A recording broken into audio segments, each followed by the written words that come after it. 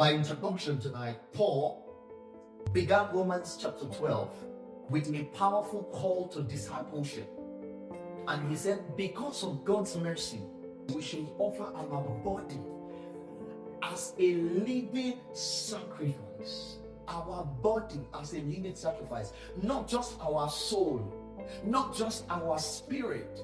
You know, it is very common to say, make sure your spirit aligns to the Spirit of God. It is very common to say, make sure that your soul is aligned to God.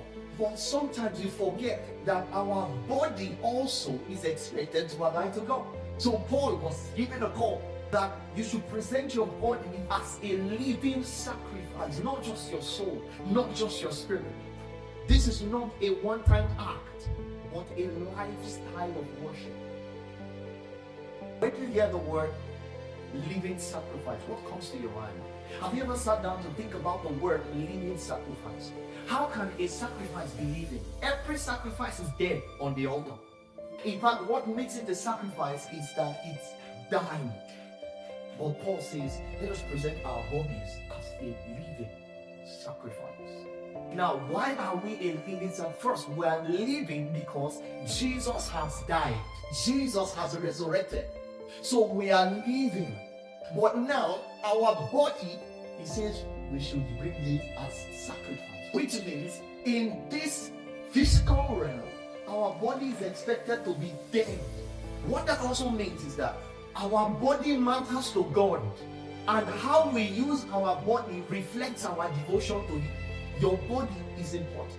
You know, a lot of times, you will hear believers quote the scripture that the Lord looketh at the inward, but man looketh at the outward.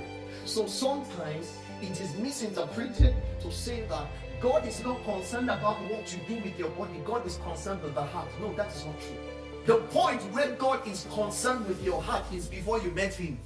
After you have met Christ, your body is part of what He needs. The Lord looks at the heart.